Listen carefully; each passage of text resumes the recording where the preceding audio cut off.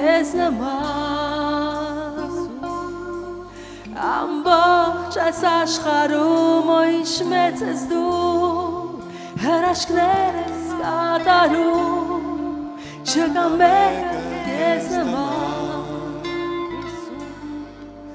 ամբողջ այս աշխարհում Հալելույա Մենք ողջունում ենք քեզ Տեր նորից եւ նորից Շնորհակալ ենք քեզանից սիրելի Հայր Շնորհակալ ենք քո անսահման սիրո համար անշահախնդիր առանց պայմանների Տեր որով դու սիրեցիր մեզ սիրեցիր երբ որ մենք դեռ մեղավոր էինք եւ շարունակում ես սիրել Շնորհակալ ենք քեզանից որ դու Տեր շնորհքովդ հավատքով Տեր մեզ սարքեցիր քո որդիները փրկեցիր մեզ Տեր անդունդից փրկեցիր չարությունից պղծությունից փրկեցիր դժոխքից սարքելով մեզ քո ընտանիքի անդամ շնորհակալ ենք քեզանից որ մենք գտանք Հայր որը միշտ կա որը միշտ սիրում է Սիրելի Սուրբ Հոգի մենք խնդրում ենք քեզ որպեսզի դու այսօր շարժվես այս վայրում որպեսզի հպվես ամեն մեկին որպեսզի օրհնես ամեն ներկային եւ նրանց Տեր ով որ նայում են Տեր հպվիր Տեր օրհնի զորացրա կերպարանափոխի ամեն մեկից Տեր մենք խնդրում ենք Տեր Հիսուս Քրիստոսի անունով Ամեն եւ ամեն Փառք Աստծուն Փառք Տիրոջը սիրելիներս Աստված բարի է ողորմությունն է նրա հավիտյան Ամեն Փառք Աստծուն կարող եք նստել Աստծո ներկայության մեջ շնորհակալություն փառաբանության թիմ շնորհակալություն Արտուր եղբայր խոսքի համար Փառք Տիրոջը ինչ լավ է գտնվել Աստծո տան մեջ ամեն Ամեն Կան մարդիկ որ առաջի անգամ են մեզ հետ Չկան Տերը օրհնի Դուք Տերը օրհնի ձեզ շատ Փառք Տիրոջը Ինչ լավ է լինել Աստծո տան մեջ Այս շաբաթ long weekend է եւ շատերը գտնվում են հանգստի եւ Փառք Աստծուն թող Աստված օրհնի նրանց ով որ հանգստանում են Մենք էլ մեր ձևով ենք հանգստանում, Փառք Աստծուն դրա համար, լավ է լինել Աստծո տան մեջ, ամեն, Փառք Աստծուն։ Այո, Փառք Տիրոջը։ Սիրելիներս այսօր ինչպես տեսնում եք եւ գիտեք, այսօր ունենք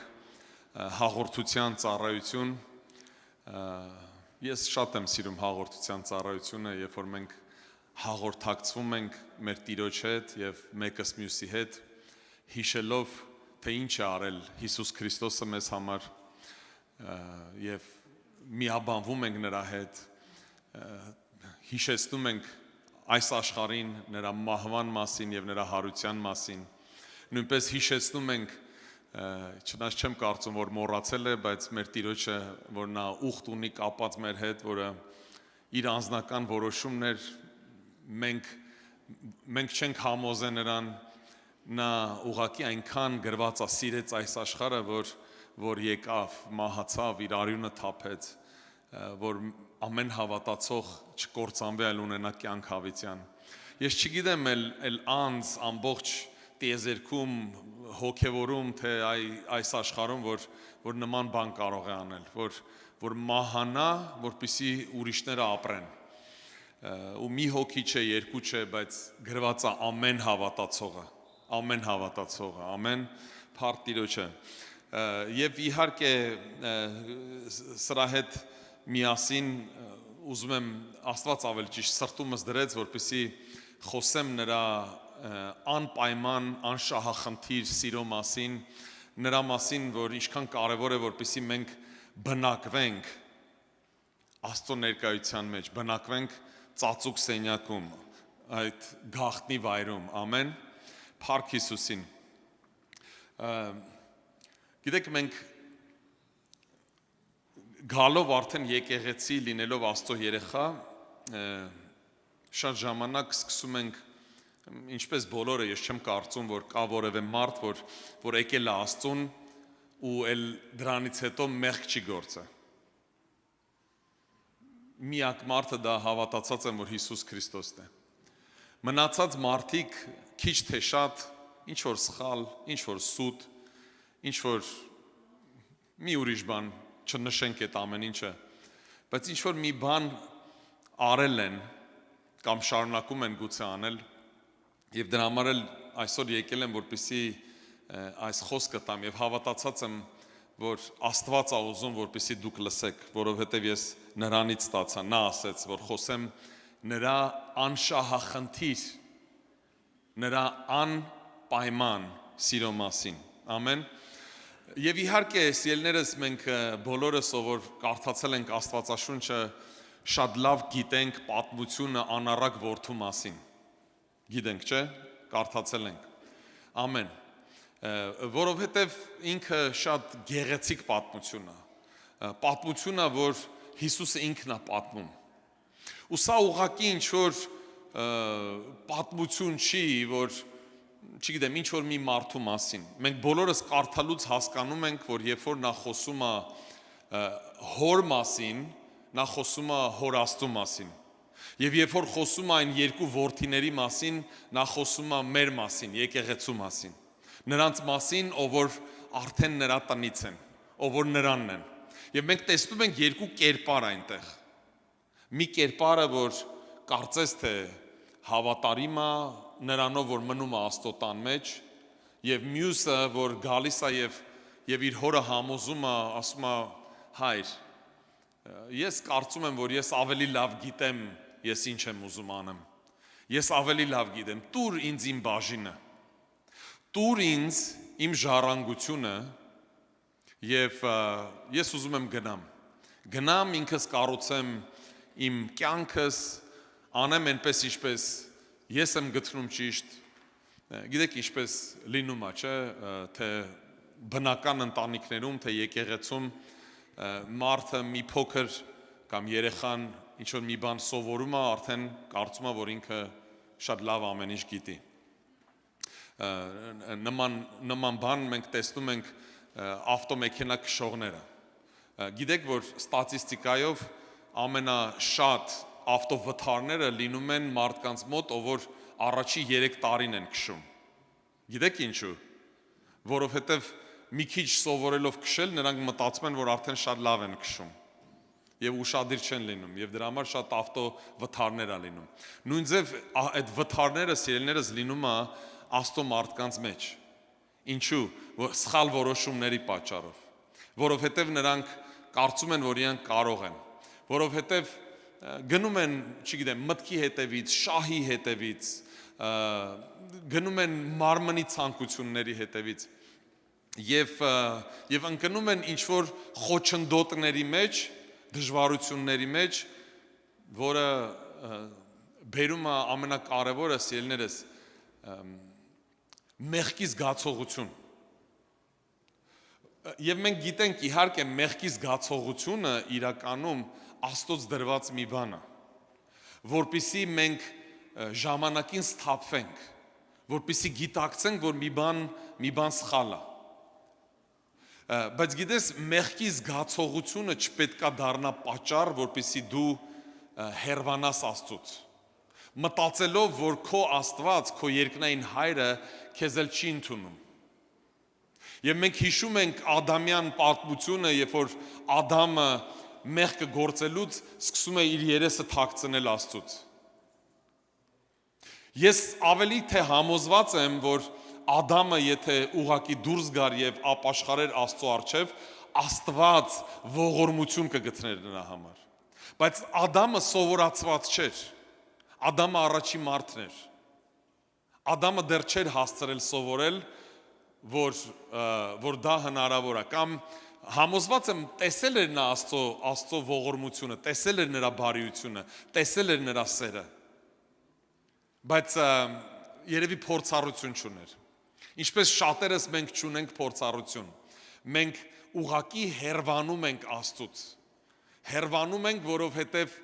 որովհետև զգում ենք մեզ մեղավոր, զգում ենք, որ մենք արժանի չենք։ Շատ ժամանակ ինչ որ պատմությունից հետո նույնիսկ կարող է եկեղեցում ինչ որ մի գուցե սխալ ես թույլ տվել, ինչ որ մի սխալ բան ես ասել, սխալ գործողություն ես արել, եւ գիտես միանգամից սատանան գալիս է եւ քեզ այնպեսի ամոթ է բերում, ամոթ, որ դու մտածում ես հիմա եթե ես մտնեմ եկեղեցի, բոլորը ինձ դատապարտելու են։ Հիմա եթե ես գնամ, փնտրեմ Աստծո երեսը, ինքը չի նայի նույնիսկ իմ վրա։ Եվ այդ ամոթի զգացմունքը, սիրելիներս, ինքը շատ սխալ բան է։ Այդ հայերը, որ ասում են ամոթ քեզ, լավ բան չեն ասում։ Որտեվ ամոթը լավ բան չի։ Մեղքի զգացողությունը, երբ որ դու մեղք ես գործել, որը ինչ որ մի, այսպես ասած, կարմիր դրոշակ է, որ քեզ կարա բրդի հետ, տանի հետ Աստծուն, դա լավ է։ Բայց երբ որ դու գալիս ես եւ մտածում ես, չէ, երևի ինձ չեն ընդունի կամ դե ինչի գնամ։ Արժանի չեմ ես դրան։ Ու դու փախնում ես Աստծո երեսից, դա վատ է։ Եվ այս անառակ որդին, սիրելիներս, նա երբ որ գնում է վերցնելով այդ գումարները, գրված է, որ նա գնում է եւ ամբողջ իր ունեցվածքը ծախսում է զվարճությունների վրա, այսպես կոչենք։ Դու մի ասա Վեգասը այն ժամանակվանից եղել է։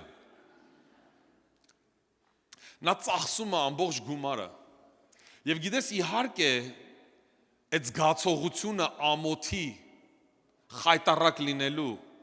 ցավի միառժամանակ, որովհետև երբ որ դու ինչ որ մի պահ ունեիր ամեն բան եւ հիմա չունես ոչ մի բան, դու միանգամից մտածում ես, ես ոնց նայեմ իմ հոր աչքերին։ Իմ Աստված ինձ վստահել էր։ Իմ Աստված ինձ վստահել էր այս ծառայությունը, վստահել էր այս գումարները, վստահել էր այս ընկերությունը, այս ամուսնությունը եւ այլը, եւ դու սխալ ես գործում եւ ոչ միայն մարդկանց առջև ես ամոթ զգում, այլ զգում ես ամոթ Աստծո առջև։ Եվ պատկերացրեք, այնպիսի ամոթ էր զգում այս երիտասարդը, որ նա մտածեց, ասեց գնամ ինչ որ միտեղ ընդունվեմ աշխատանքի, որպեսզի գոնե կարողանամ կերակրվեմ։ Եվ մենք տեսնում ենք, սիրելիներս, շատ ցավալի բաներ ա գրած,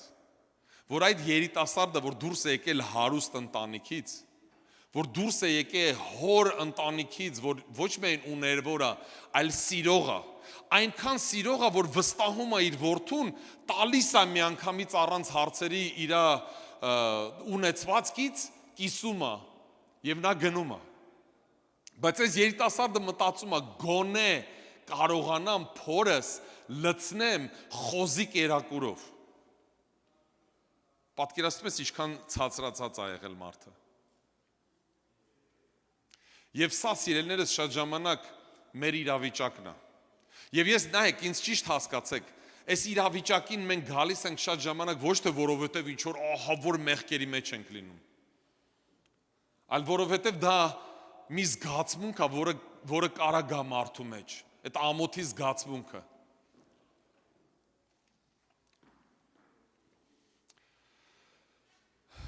Գիտեք,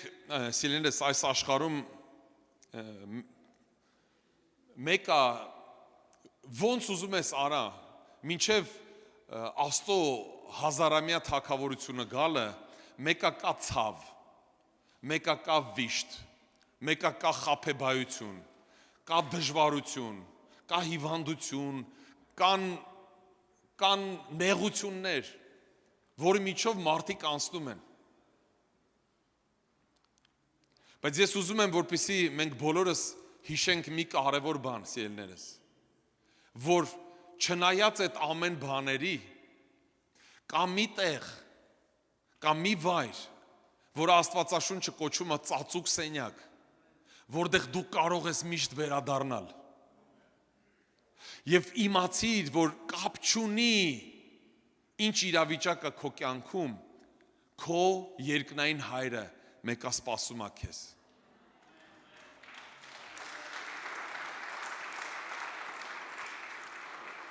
Շատ կարևոր է, որ նշեմ սիրելիներս, որ այդ վայրը չես կարա վաստակես։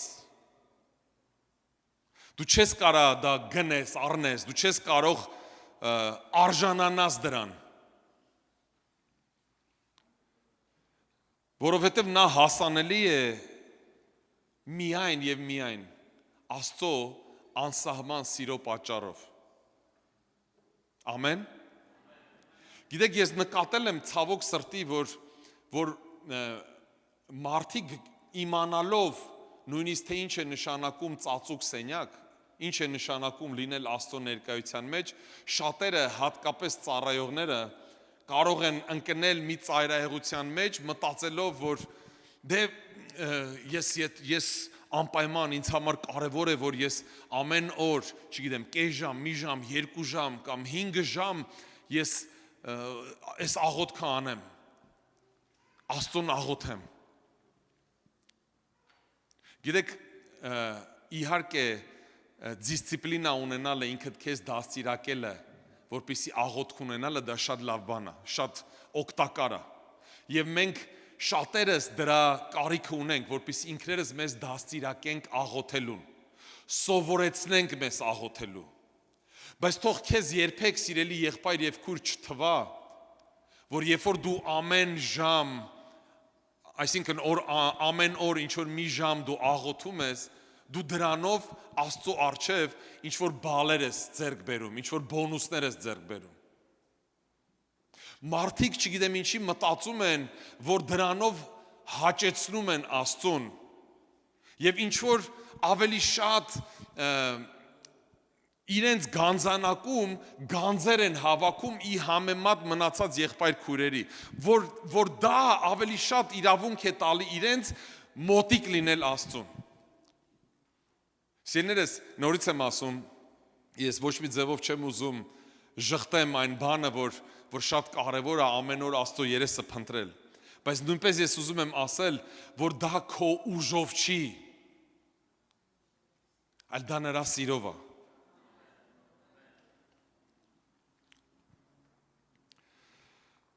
Ուզում եմ սիրելիներս կարդամ Սաղմոս 91-ը, ամբողջ Սաղմոսը, այնպես որ եթե հնարավոր է բացեք կամ նայեք պաստառի վրա,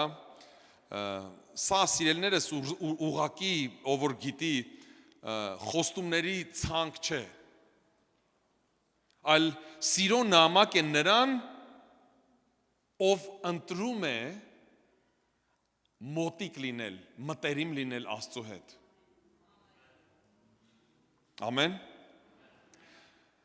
Այսօր դրա համար սիրելիներս Աստված քեզ կոչ է անում ոչ թե փորձել արժանանալ նրա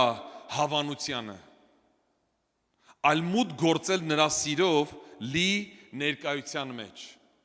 Ամեն։ Եկեք բացենք 91-րդ Սաղմոս, եկեք կարդանք առաջի խոսքից։ Բարձյալի ծածկոցի տակ բնակվողը ամենակարողի հավանուն ներքո է հանգստանում։ Ես Տիրոջը կասեմ, իմ ապավեն եւ իմ ամրոց, իմ Աստված, որի վրա ես հույս եմ դրել, որովհետև նա կփրկե քեզ որսացողի որոգայթից, չար ժանտամահից, նա քեզ կծածկի իր փետուրներով, նրա թևերի տակ ապահով կլինես, նրա ճշմարտությունը վահան է եւ զրահ, դու չես վախենա գիշերվա զարհուրանքից, այն նետից, որ թրջում է ցերեկը, այն ժանտախտից, որ շրջում է խավարում, այն հարվածից, որ սատկեցնում է կեսորին, 1000 հոգի կընկնեն քո կողքին եւ 10,000-ը քո աջ կողմում, բայց քեզ ոչ մի հարված չի մոտենա։ Միայն քո աչքերով կնայես եւ կտեսնես ամբարիշտների հատուցումը, որովհետև դու Տիրոջը իմ ապավենին բարձյալին քեզ ապաստան դարձրիր։ Քեզ չար բան չի հասնելու եւ պատուհաս չի մոտենալու քո բնակարանին, որովհետեւ քեզ համար հրամայել է իր հրեշտակներին, որ պահեն քեզ քո բոլոր ճանապարհների մեջ։ Նրանք իրենց ձեռքերի վրա կվերցնեն քեզ, որ քո ոտքը քարի չխփես։ Առյուծների եւ իժերի վրայով կքայլես, առյուծի կորյուններին ու վիշապին ոտքով կող կտաս, որովհետև նա ինձ սիրեց, եւ ես կփրկեմ նրան, ես բարձր տեղում կպահեմ նրան, որովհետև նա ճանաչում է իմ անունը, նա կկանչի ինձ, եւ ես պատասխան կտամ նրան, ես նրա հետ կլինեմ նեղության մեջ, կապրեցնեմ նրան, եւ փառավոր կդարձնեմ նրան, երկար օրերով կկշտացնեմ նրան, ցույց կտամ եւ նրան ցույց կտամ իմ փրկությունը։ Ամեն։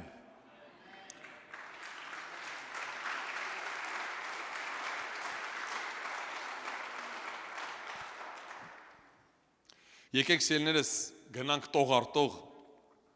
առաջի խոսքից նորից բարձյալի ծածկոցի տակ բնակվողը ամենակարողի Հովանու ներկո է հանգստանում։ Սիրելիներս, մենք հասկանում ենք, որ այս սաղմոսը, այս խոստումունքը, այն ինչ որ Աստված տալիս է, այս սիրո նամակը ուղղված է այն անձերին, որոնք բնակվում են ամենակարողի Հովանու ներքո։ Շատ կարևոր է, որպեսզի մենք բնակվենք, որ ոչ թե սովորության համաձայն ուղակի միայն աղոթք անենք կամ գան եկեղեցում երկրպագելու։ Ինչ եմ սա ասում, սիրելիներս, որովհետև դու կարող ես երկրպագել Աստծուն վախից, բայց ոչ թե հոգում եւ ճշմարտությամբ։ Դու վախից կարող ես երկրպագել նրան, բայց Աստծո խոսքը ասում է, որ Աստված կամ Հայրը փնտրում է իրեն երկրպագողներին հոգում եւ ճշմարտությամբ։ Հոգում եւ ճշմարտությամբ դա այն անձերն են, որոնք անկեղծ են։ Դա այն անձերն են, որոնք գիտակցում են, թե ով է իրենց Հայրը, որ այո, նա Աստված է, բայց նա Հայր է։ Նրանք գիտակցում են, որ ոչ միայն նա Հայր է, այլ եթե նա Հայր է, նույնպես ես նրա որդին եմ։ Եվ այդ անձերը, սիրելիներս, նրանք հասկանում են, որ նրանք ուզում են բնակվեն Աստծո հետ։ Ոչ թե աշխատանքի պահով։ Չէ, սիրելիներս, մենք գիտենք, որ մենք ուղղակի կարող ենք ունենանք նույնիսկ հոր հետ աշխատանքային հարաբերություններ։ Դու հասկանում ես ինչ իմաստ եմ խոսում։ Դու ինձ տուր, որ ես քեզ տամ։ Ես քեզ տալիս եմ, որովհետև քեզանից ինչ-որ մի բան եմ սպասում։ Ցավոք սրտի, սիրելիներս, այս աշխարհի մեծ մասա մարդկանց մտածելակերպը գաղափարը հենց դրանում է։ Մարդիկ սովորել են, որ նրանք գնում են աշխատելու եւ գուցե դա սկսում է մանկուց, երբ որ ծնողները նրանց բացատրում են, ուզում ես դա սա ստանաս, ուրեմն այսպես արա։ Դա շատ սխալ դաստիարակություն է, դու գիտեք։ Դու կարող ես նրան ասել, որ չէ, տղա ջան կամ աղջիկ ջան, դեռ ժամանակը չի ստանալու, բայց ոչ թե ասես կստանաս, երբ որ սա կանես, որովհետև նման ձևով երեխան սկսում է ձեռք բերել ծառայի մտածելակերպ։ Եվ երբ որ մենք գնում ենք աշխատելու, մենք նման հարաբերություն ունենք։ Դուք նկատել եք, որ ես չգիտեմ, երևի չեք նկատել, ես նկատել եմ, որովհետև ես բիզնեսում եմ աշխատել, եկեղեցում եմ։ Որ մարդիկ, որոնք գումարներ են ստանում աշխարհում, բիզնեսներում իրենց ավելի լավ են պահում եւ հարգելի, քան թե եկեղեցում, որտեղ գումար չեն ստանում։ Ինչու՞։ Այ հենց դրա համար։ Դու ինձ տուր, որ ես քեզ տամ։ Դու ինձ տուր, ես քեզ տամ, ես աշխատեմ, դու ինձ տուր։ Շատ ցավալի է սա, սիրելիներս, որ մարդիկ ունեն նման մտածելակերպ, ու ցավալի է, գիտեք ինչի համար, որովհետև մենք այդ նույն մտածելակերպով փորձում ենք մոտենալ Աստծուն, եւ այդտեղ դառնում է խնդիր, Որովհետև մենք ասում ենք Տեր, տես, ես ծառայում եմ։ Ես շաբաթը այսքանի օր այս գործն եմ անում։ Տես Տեր, ես աղոթք եմ անում։ Կարծես թե դու փորձում ես Աստծուն համոզես, որ դու արժանի ես նրա սիրո, որ դու արժանի ես, որպեսզի կարողանաս մտնես նրա ներկայության մեջ։ Սիրելիներս, եւ այդ որդին, անառակ որդին, որի մասին Հիսուսը խոսում է, գրված է, որ ուներ նման մտածելակերպ։ Ես չգիտեմ ոնց։ Ես համոզված եմ, որ մեծանալով այդ հրաշալի մարդու ընտանիքի մեջ նա տեսել էր իր հորսերը, բայց գիտեք, երեխաները շատ ժամանակ չեն ուզում լսել իրենց ծնողներին։ Շատ անգամ է լինում, երեխայդ ասում ես, այսպես, ինքը չի լսում։ Մեկը անցնում է, չգիտեմ, 15 տարի, մեկը գալիս ասում, պատկերացնում ես, պապ, այս մարդը էս ինչ բան ասեց։ Ասում ես, տղա ջան, աղջիկ ջան, այս 15 տարի ես խոսում եմ։ Համոզված եմ, որ անառակ որդին, չնայած հայրը սիրել էր նրան, ցույց էր տվել նրան սերը, բայց չէր կարողացել նա հասկանար ինչ է այդ սերը։ Նա մտածեց, երբ որ այդ խոզերի կերակուրը ուտում էր, արդեն այնքան էր նրան հասել այստեղ, որ նա ասեց, դե մեկը այդ խոզի կերակուր ուտելով, գնամ հորս ասեմ, հայր, ներիր ինձ, սխալ եմ եղել, թող քո ծառան լինեմ, լսում ես։ Սա է մտածելակերպը, որով մարդիկ գալիս են Աստծո մոտ։ Թույլ դու ծառա լինեմ, մենակ թե սեղանիցը ուտեմ։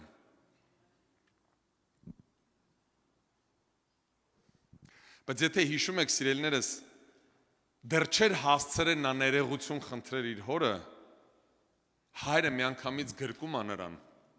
համբյուրում է նրան։ Գրված է, որ պատմուճանը նոր հագցնում, իր տան պատմուճաններից, մատանին է դնում մատին, որը ցույց է տալի, որ նա իր ընտանիքից է, կոշիկներ հագցնում է, որ ցույց տա, որ սա է իմ որդին, առանց պայմաններ դրելու, որովհետև դա է սիրելիներս, անպայման, անշահախնդիր սերը։ Դրա համար մեզ կարևոր է, որպեսզի մենք մնանք Աստծո սիրո մեջ։ Հովհաննես 15:4-ում դու գիտեք, այստեղ ասում է մնացեք իմ մեջ, ես էլ ձեր մեջ։ Ինչպես որդաճյուղն ինքն իրենից չի կարող պտղաբերել, եթե որդաթունքի հետ միավորված չլինի, այնպես էլ դուք, եթե ինձ հետ չմիավորվեք։ Սիրելիներս, եկեք ձեզ մի հատ գաղտնիք բացեմ։ Վարձված մարդը ինքը մեկա քո հետ միավորված չի։ Վարձված մարդը ինքը մտածում է գումարի մասին։ Հանի գումարը նրա կյանքից, դու կտեսնես, որ էլ ինքը հավատարիմ չի քեզ։ Ցավոք սրտի։ Իսկ ճշմարիտ մարդը, ով որ հասկանում է, որ ինքը ընտանիքի մի մասնիկն է, եթե դու քո հոր հետ քայլում ես ու դու գիտես, որ քո հայրն է, որ նույնիսկ հայրդ էլ գումար չունենա քեզ տա, ինքը մնում է քո հայրը, դու իրան չես թողելու, չէ՞։ Հասկանում եք ինչի մասն եմ խոսում։ Հենց սրա մասին է Քրիստոսը ասում, մնացեք իմ մեջ եւ ես ձեր մեջ։ Այս հարաբերություններն է։ Մենք նրա մեջ, նա մեր մեջ, որովհետև Հիսուս ասում է, որ եթե մենք նրա մեջ չլինենք, պտուղ չենք ունենա, իսկ մեզ համար կարևոր է, որպեսզի պտղաբեր լինենք մենք։ Ամեն։ Որովհետև սա չի խոսում միայն այն պտուղների մասին, որ մենք այս աշխարհում կունենանք, բայց նույնպես այն պտուղները, որ մենք կբերենք նրա առջև։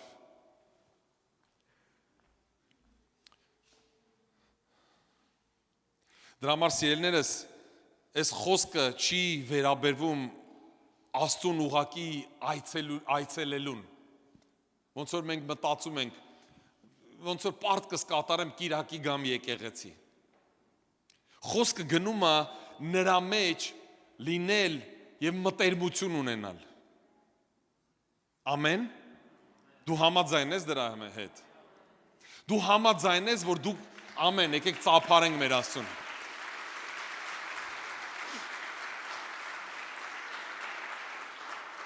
Դու համաձայնես, որ եթե քո մտերիմ ընկերդ կամ քո հայրդ, եղբայրդ, ում հետ մտերիմ եք իրականում, եթե դուք մի քանի տարի էլ չտենաք, դու մեկը գալու ես, հենց տեսնեք իրար ու կարծես ոչ մի բան չի եղել, չէ՞։ Ինչի է դա տենց։ Որովհետև սիրո հարաբերություն ունեք իրար հետ։ Դրա համար սիրելիներս Աստծո նպատակը դրանում է, նորից եմ ասում, իհարկե այո եւ ամեն, մեզ կարևոր է ամեն օր Աստծո երեսը փնտրել, բայց ես չեմ ուզում, որ դա դառնա ձեր համար ինչ որ մի փաստաթուղթ կամ լիցենզիա նրա համար, որ դու մտածես դրանով ես դու մտերմանում Աստծուն։ Քո մտերմությունը պետք է լինի ուղղակի սրտից սիրտ։ Նրա սիրով եւ քո սիրով, ամեն, փառք Աստծուն։ Բայց ինչու սիրելիներս մենք չենք կարողանում մնայուն լինել նրա մեջ։ Ինչու չենք կարողանում։ Որովհետև հաճախ մենք մոտենում ենք նրանց, նորից եմ ասում, մեղքի զգացողությունով, պարտքի զգացողությունով, վախով։ Մեղքի զգացողությունը, երբ որ ինքը ժամանակին չի կանգնում, ինքը մարդուն ճիշտ տեղ չի տանում։ Եթե դու մտածում ես դա միայն քո հետ է լինում կամ իմ հետ, սխալվում ես։ Որովհետև մենք տեսնում ենք Աստվածաշնչում մարդկանց հետ զորավոր նույնիսկ առաքյալների հետ նույն բանն էր լինում։ Պետրոս առաքյալը, որովհետև 3 անգամ ուրացավ Քրիստոսին, նա չվերադարձավ իր եղբայրների մոտ։ Նա չվերադարձավ ծառայելու։ Մենք տեսնում ենք Աստվածաշունչը գրում է նրա մասին, որ Պետրոսը վերադարձավ իր գործին, ձուկ բռնելուն։ Ինչու՞։ Որովհետև կարծում եմ Աստծո առջև մեղքի զգացողություն ուներ, իսկ մարդկանցից ես կարծում եմ ամաչում էր։ Մտածում էր ոնց մտնեմ ես եկեղեցի, հիմա ինչ են իմ մասին մարդիկ մտածում։ Բայց մի բան ասեմ, էլի սիրելիներս, իրականում էլի, հավատացեք ոչ ոք ոչ մի բան ձեր մասին չի մտածում, ամեն մարդ իր մասին է մտածում։ Լուրջ եմ ասում, էդի սուտ զգացմունք է, որ մտածում ես հիմա բոլորը իմ մասին մտածում են, բոլորը նայում են իմ վրա։ Ոչ ոք չի նայում։ Ամեն մարդ գալիս է իր գործով։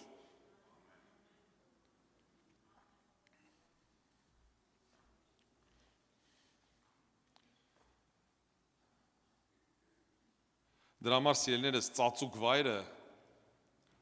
Եվ երբ որ խոսում եմ ծածուկ վայրի մասին, չէ, Աստվածաշունչն է ասում ծածուկ կամ գաղտնի վայր,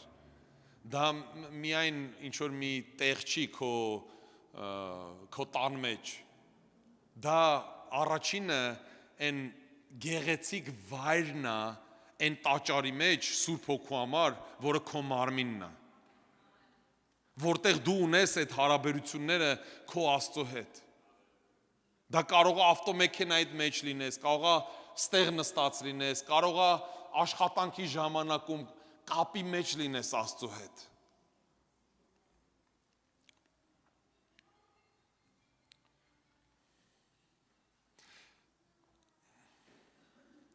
Դրա համար սիրելիներս Աստված հրավիրում է մեզ այսօր եւ միշտ, որպեսզի մենք անկախանանք մեր անցյալից։ Աստված ասում է, որ երբ որ դու գալիս ես արդեն նրա մոտ, նա ներում է, նա ջնջում է քո մեղքերը, քո սխալները։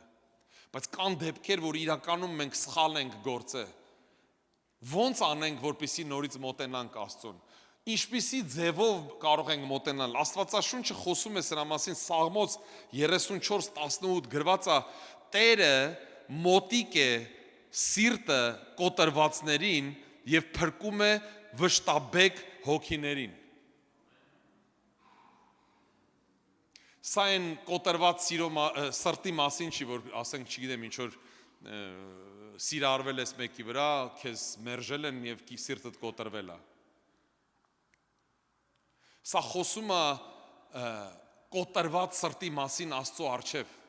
Երբ որ դու գիտակցում ես, որ նա միակ անձն է, որ կարող է քեզ ներել։ Նա միակ անձն է, որի կարիքը դու ունես։ Եվ շատ կարևոր է, որպեսզի դու ուղղակի կոտրված սրտով գաս։ Եթե հիշում եք, սիրելիներս, Դավիթ թագավորը, նա երբ որ մեղքը գործեց Բերսաբեի հետ, նա շարունակում էր ապրել։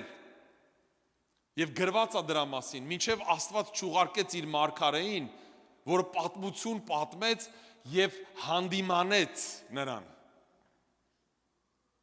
Եվ այստեղ շատ կարևոր էր Դավիթի սիրտը, թե ինչ է անելու Դավիթը սրանից հետո։ Սերներս մենք այդ Դավիթներն ենք, որ շատ ժամանակ սխալվում ենք։ Ինչ ենք անելու սրանից հետո։ Շարունակելու ենք ինքներս մեր սխալը եւ մեղքը արդարացնել, թե ապաշխարելու ենք Աստծո առջև։ Խոնարհվելու ենք, չնայած մեր պաշտոնի, մեր ֆինանսների, մեր կապերի կապ չունի, թե ով ես դու։ Դավիթ թագավորը այն ժամանակվա ամենազորավոր այս աշխարհի թագավորներից մեկն էր։ Բայց նա մեկը հասկացավ ում հետ նա գործ ունի։ Հենց դրա համար, սիրելիներս, հենց այդ Դավիթի սրտի համար Աստվածաշունչը բազում անգամ խոսում է Դավիթի մասին, ինչպես իր սիրված անձի։ Տեսնում ենք ինչքան Դավիթը սխալներ արել։ Բայց մեկ Աստված շարունակում է սիրել, ինչու՞։ Հենց այդ սրտի պատճառով, որ նա ունի այդ կոտրված սիրտը, որով գալիս է Աստծո առջև հեզ եւ խոնար սիրտ։ Ամեն։ Փառք Աստծուն, փառք Տիրոջը։ Խնդրեմ փառաբանության թիմը գա։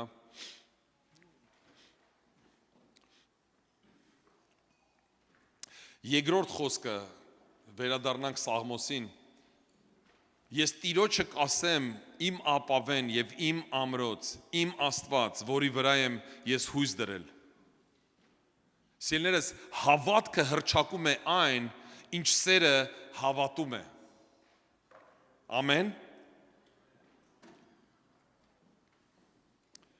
Իսկ ինչ եք կարծում, ինչու Հիսուս ասեց մի ուրիշ տեղ, եթե երեխաների նման չլինեք, Աստծո արքայությունը չեք մտնի։ Աստծո ցանկությունը չի, սիրելիներս, որպեսզի մենք, չգիտեմ, երեխայի նման ուղղակի զվարճ լինենք կամ ուրախ լինենք, դա չի, դա կարևոր է ուրախ լինելը, բայց դա չի մեզ երկնքի արքայություն մտցնում։ Դա չի, որի մասին Հիսուսը խոսում է։ Ես հավատացած եմ, սիրելիներս, որ այն ինչի մասին Քրիստոսը խոսում է, դա երեխայի պարզությունն է եւ այն հավատքը, որ երեխան ունի իր ծնողների հանդեպ։ Որ չնայած ոչ մի բանի, չնայած թե ինչ է կատարվում շուրջը, նրանք հավատում են, որ իրենց ծնողներից բարձր ոչ ոք չկա, համար 1, եւ որ իրենց ծնողը յուրաքանչյուր հարց կլուծի իրենց կյանքում, այդպես է թե չէ։ Ես կարծում եմ նման սիրտ է Աստված փնտրում մեր մեջ, որպեսզի մենք կարողանանք վստահենք բոլոր մեր հարցերը։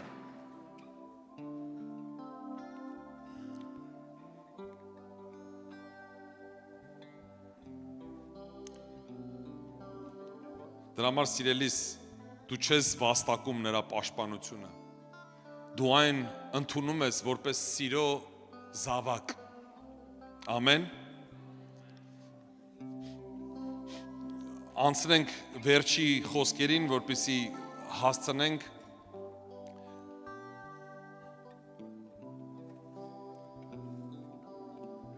ուզում եմ 14-րդ խոսքից կարդամ։ Ասում է, որովհետև նա ինձ սիրեց եւ ես կփրկեմ նրան, ես բարձր տեղում կպահեմ նրան, որովհետև նա ճանաչում է իմ անունը։ Նա կկանչի ինձ եւ ես պատասխան կտամ նրան, ես նրա հետ կլինեմ նեղության մեջ, կապրեցնեմ նրան եւ փառավոր կդարձնեմ նրան, երկար օրերով կկշտացնեմ նրան Եվ նրան ցույց կտամ իմ փրկությունը։ Ամեն։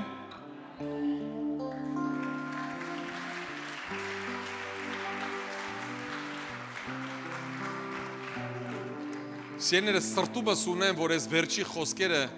այն ինչ որ Աստված խոսում է մարդու կողմից իրեն սիրողներին ինչ կանի, եկեք մենք ուղակի հրճակենք սա։ Համաձայն եք։ Դե ուրեմն կրկնեք իմ հետևից։ Ես սիրում եմ իմ Տիրոջը եւ նա փրկել է ինձ։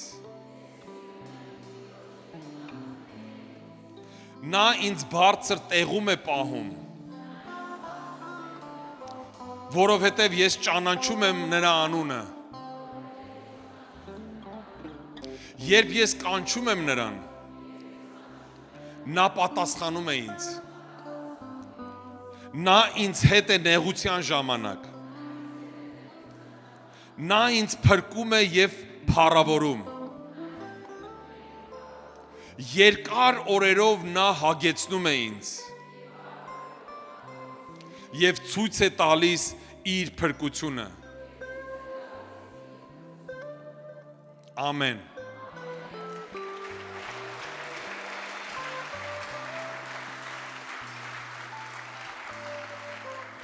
Սիրելիս, միշտ հիշի, որ Աստված սպասում է քեզ։ Աստված ուզում է, որպեսզի մենք նրա ներկայության մեջ լինենք միշտ։ Լինենք նրա մեջ եւ նա մեր մեջ։ Լինենք նրա մեջ եւ նա մեր մեջ։ Ամեն։ Եկեք կանգնենք ոտքի։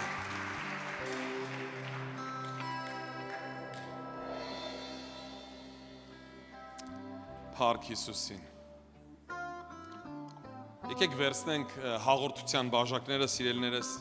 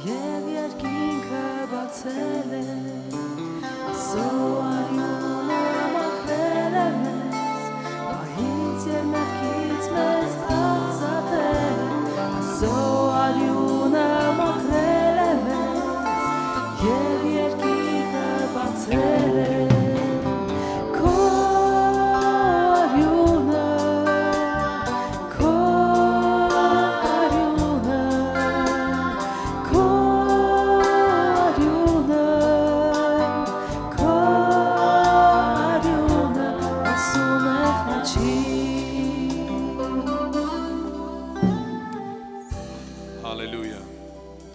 սիրելիներս, գուցե այսօր մեզ մեր Տիրոջից բաժանում է ընդամենը մի բան, ապաշխարություն։ Եկեք ուղղակի հաղորդությունը ընդունելուց առաջ գանք նրա առջև կոտրված սրտերով, գիտակցելով, որ մեր ուժով չի, մեր զորությունով չի, այլ նրա հոգով է ամեն բան։ Սիրելի Տեր, մենք գալիս ենք քո առջև, Հիսուս Քրիստոսի անունով, եւ մենք խնդրում ենք քեզ, Տեր, որպեսզի դու ներես մեր բոլորի մեղքերը, ներիր, եթե հպարտ ենք եղել, ներիր, եթե պիղծ մտքեր ենք ունեցել, ներիր, եթե սուտ ենք խոսել, ներիր, եթե սխալ գործեր ենք արել, ներիր, եթե չենք հավատացել, ներիր, Տեր, թերահավատության համար, ներիր, Տեր, գոռոզության համար, ներիր, Տեր, եթե չենք ներել, Հալելույա, փառք քեզ Տեր Հիսուս, փառք քեզ Տեր Հիսուս։ Սուզում եմ կարդամ սիրելիներս Ղուկաս 22:19-ից Եվ հացը վերցնելով գոհություն հայտնեց, կտրեց ու նրանց տվեց ու ասաց. Այս է իմ մարմինը, որ ձեզ համար է տրվում, այս արեք ի հիշատակ ինձ։ Սիրելիներս, եկեք վերցնենք այս հացը, որը Քրիստոսի մարմինն է։ Շնորհակալ ենք քեզանից, Տեր, մարմնիդ համար, որ տառապեց մեզ համար, որ ցաված, որ խաչի մահով մահացավ։ Շնորհակալ ենք, Տեր, մարմնիդ համար։ Հիշում ենք այն, ինչ որ դու արեցիր մեզ համար։ Սիրելի քույր եղբայր, ընդունի Քրիստոսի մարմինը։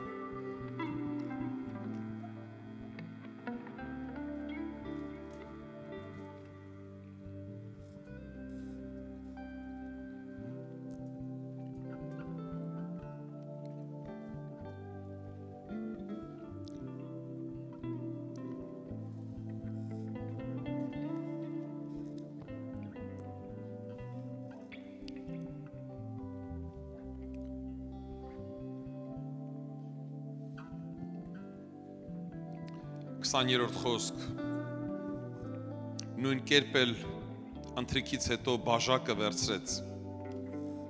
ու ասաց. այս բաժակը նոր ուխտն է իմ արյունով,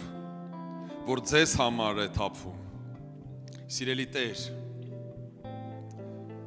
մեր թագավոր, շնորհակալ ենք արյանդ համար, որ թափեցիր մեր մեղքերի համար, արյունդ, որը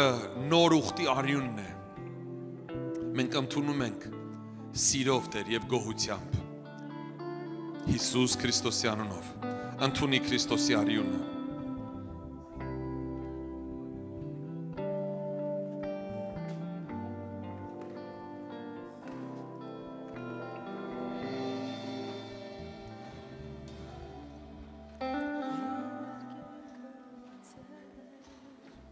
Ասորյունը մաքրել է մեզ, մահից և մեղքից մեզ ազատել է, ասորյունը մաքրել է մեզ, և երկինքը բացել է, ասորյունը մաքրել է մեզ, մահից և մեղքից մեզ ազատել է, ասորյունը մաքրել է մեզ, Եվ երկինքը բացել է, քո արյունը, քո արյունը, քո արյունը, քո արյունը հոսում է խաչից, քո արյունը,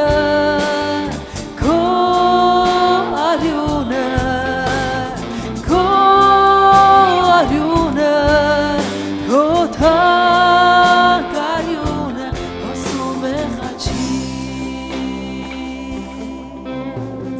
Սարյունը մաքրել է մեզ Սիրելիներս, չեմ կարա չխոսեմ սրա մասին, որովհետև եկեղեցին կարիք ունի այսօր։ Ես գիտեմ, բոլորս էլ շատ զոհաբերում ենք, բոլորս, ու փառք Աստծուն, թող Աստված օրհնի։ Ուղղակի բացի զոհաբերություններից եւ տասանորդներից մեզ համար շատ կարեւոր են մենք ունենանք գործընկերներ, որ պատրաստ են ամեն ամիս մասնակցել այս եկեղեցու շինարարության եւ նույնպես վճարման համար։ Մեր ծախսերը շատ են եւ դրա համար էլ խոսում եմ սրա մասին։ Չգիտեմ, գուցե կարող ես $100 կամ $100 կամ $5,000, որը հարմար է քեզ, որ կարող ես ուղղակի գրանցել, այստեղ անցյալ անգամ ձեզ ասեցի, ցույց տվեցի, կարող ես գրանցել քո անունը դնել կամ կարող ես հիմա արդեն ունենք այդ QR կոդերը ձեր առջևին, ով որ նստած է առաջի շարքից հետև, կարող եք ուղղակի մտնել, դնել recurring payment-ի վրա, այսինքն ընտրել շենքի համար կամ ընտրել այս partner-ի համար եւ այն ինչ որ քեզ չի նեղի, բայց դա կօգնի մեզ շատ, որպեսզի մենք կարողանանք գործ տանենք առաջ։ Մի քանիսով որ մասնակցում են, գիտեն ինչ մեծ ծավալի գործ կա ու հավատացեք, այն ինչ որ ես ինքս անում եմ սկզբից էլ անում եմ հավատքով, որովհետև այնպես չի, որ սենց լծված է եւ սենց էս, բայց ես մեկը հավատքով անում եմ, հավատում եմ, որ Աստված մատակարարում է։ Ուղղակի մենք գիտենք նույնպես ամբողջ պատմությունով, որ Աստված մատակարարում է իր միջոցով։ Մաննան այո եկել է, բայց փող երկնքից դեռ չի թափել։